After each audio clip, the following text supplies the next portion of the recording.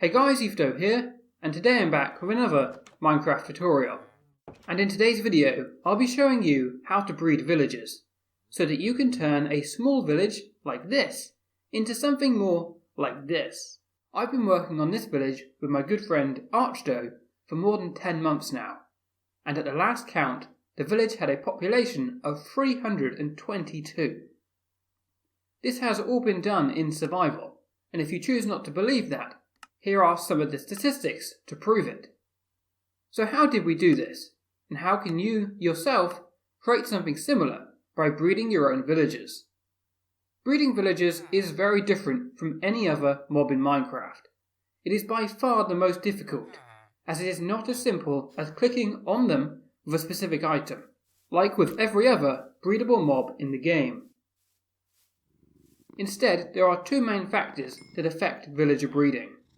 The first factor that needs to be considered is the number of available beds within a village.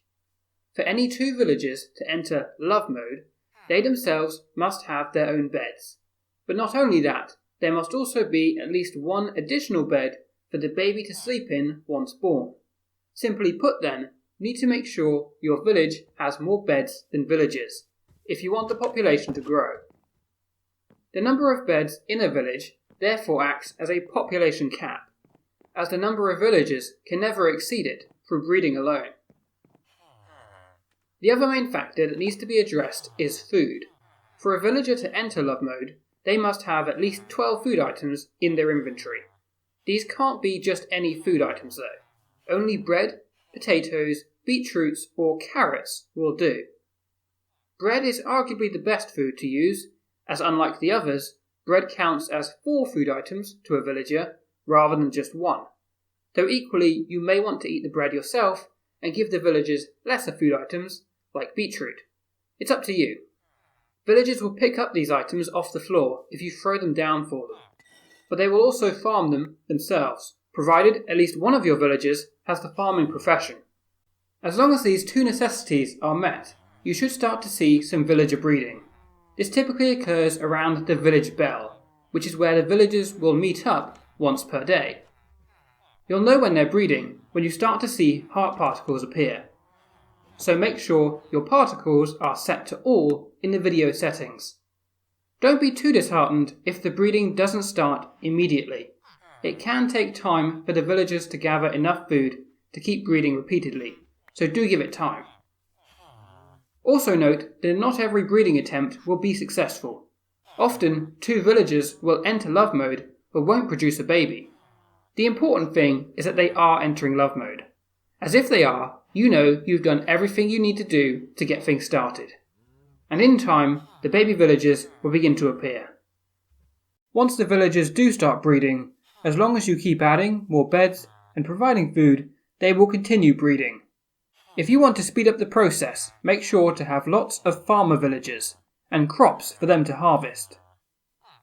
One important thing to note is that in order for the villagers to harvest crops and pick up food you drop for them, mobGriefing must be enabled, meaning that if you have the mobGriefing game rule set to false to stop creepers from damaging your buildings, you will need to set it back to true if you want villagers to breed.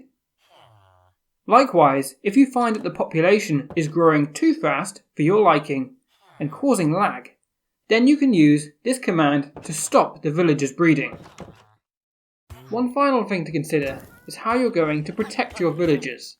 It's all well and good breeding them, but if they all die soon after, your effort will have been wasted. So don't forget to build some kind of wall and keep the village well lit, to stop mobs, zombies in particular, from getting too close to your villagers. In time, iron golems will begin to spawn on their own. New golems will appear as the number of villagers increases and the size of the village grows. So as long as the population grows fast enough, you likely won't need to spawn any golems yourself. If you'd like to see more of the village I've been building, do check out the video currently linked in the top right of your screen, which provides an in-depth look into the village and other worlds I built throughout 2020. I hope you found this tutorial helpful. If you have, then do consider subscribing for new Minecraft tutorials like this one every Saturday, and thanks for watching.